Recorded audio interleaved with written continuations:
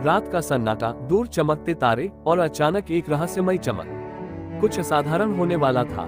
एक ऐसी कहानी जो आसमान और धरती के बीच बसी एक अनोखी प्रेम गाथा कहेगी। ये है निरथल, उत्तराखंड का एक शांत गांव, जहां पहाड़ों की गोद में बसा यह इलाका किसी स्वर्ग से कम नहीं। लेकिन इसी गांव के एक कोने में रहता था आरव मिश्रा। आरव एक वैज्ञानिक जिसे अंतरिक्ष के रहस्यों को जानने की जिद थी। हर रात वह अपने टेलीस्कोप से आकाश को निहारता, जैसे किसी अनजानी दुनिया को खोज रहा हो। लेकिन उसे नहीं पता था कि इस बार सितारे ही नहीं, बल्कि कोई अजनबी भी उससे मिलने आने वाली थी। आरव अपने कमरे में बैठा अंतरिक्ष अन्वेषण पर एक किताब पढ़ रहा था, तभी बाहर से तेज आवाज आए।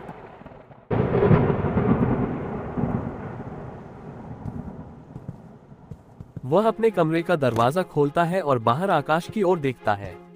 और तभी आसमान में वह अजीब रोशनी दिखी, तेज, चमकदार, एक जलती हुई उल्का की तरह, जो इस धरती की ओर बढ़ रही थी। आरव दौड़ पड़ा। कुछ तो था वहां, कुछ ऐसा जो इंसानी समझ से परे था।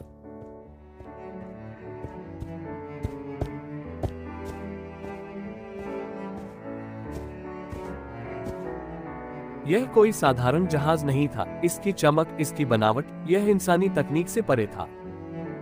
वह जहाज के पास जाने ही वाला होता है कि अचानक जहाज का दरवाजा खुल जाता है। और तब वह सामने आए, जायरा, एक अजनबी, परग्रही और शायद इस कहानी की सबसे खूबसूरत रहस्य। आरव की जिज्ञासा बढ़ती है। तुम कौन हो? आरव की आवाज कांप रही थी, जैसे उसे खुद पर यकीन न हो। परग्रही ने कहा, मेरा नाम जायरा है और मैं तुम्हारी दुनिया की नहीं हूँ। जायरा एक अजनबी थी, पर उसमें कोई भय नहीं था। और आरव, वह भी डरने वालों में से नहीं था। वह जायरा को अपने घर ले जाता है।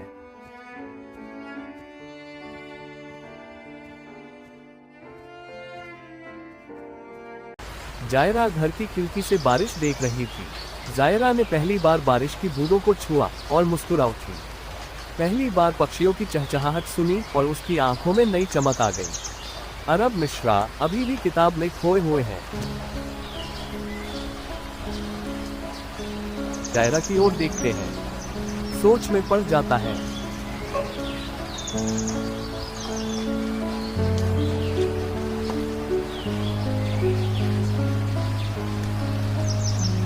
एक रात जायरा अपने जहाज के पास खड़ी है और अपने जहाज से ऊर्जा प्राप्त कर रही थी। ये देखकर आरव सोच में पड़ जाता है। जायरा के पास जाने लगता है।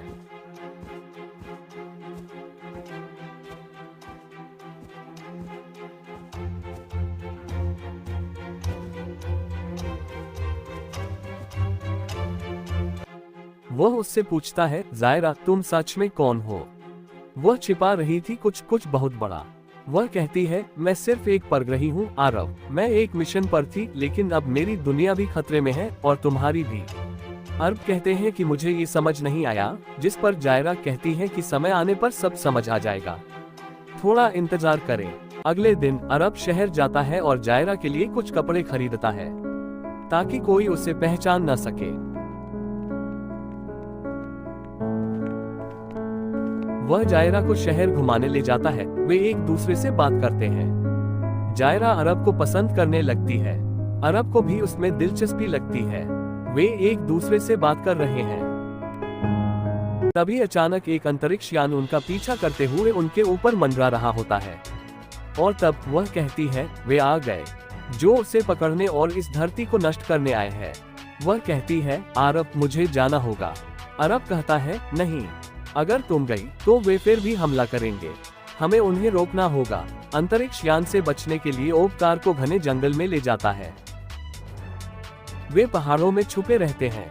अंतरिक्ष यान उनकी तलाश में जंगल में उतरता है।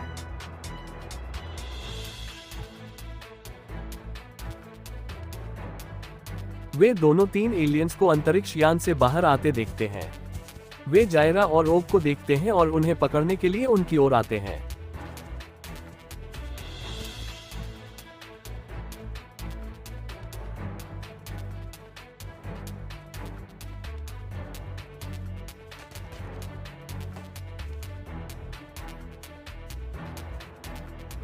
जायरा और आरव पीछे हट गए।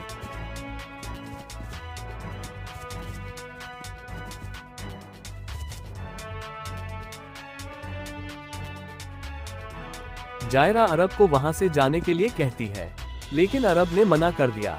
उसकी मदद करने को कहता है। जायरा को पता चलता है कि एलियंस आ गए हैं। वह तुरंत बाहर आ जाती है। इससे पहले कि एलियंस जायरा पर हमला करें, वह अपनी जादू की छड़ी निकाल लेती है, जिससे एक अनोखी ऊर्जा निकलती है, जिससे सभी एलियंस ढेर हो जाते हैं और अरब भी भागते हुए बाहर आते हैं। वह देखता है कि जायरा ने एलियंस को मार डाला है। जो बचे हैं वे अंतरिक्ष यान लेकर भाग गए हैं और पल भर में धरती बच गई। वह बहुत कमजोर हो गई थी क्योंकि उसकी बहुत सारी ऊर्जा खत्म हो गई थी। वह कहती है, आरब अब मुझे जाना होगा, वरना मैं हमेशा के लिए मर जाऊंगी।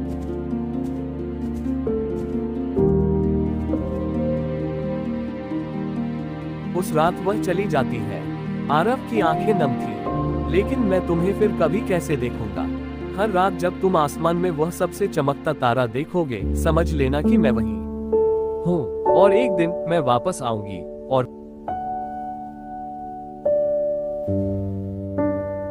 फिर वो चली गई, पर हमेशा के लिए नहीं। क्या वो लौटेगी? कोई नहीं जानता।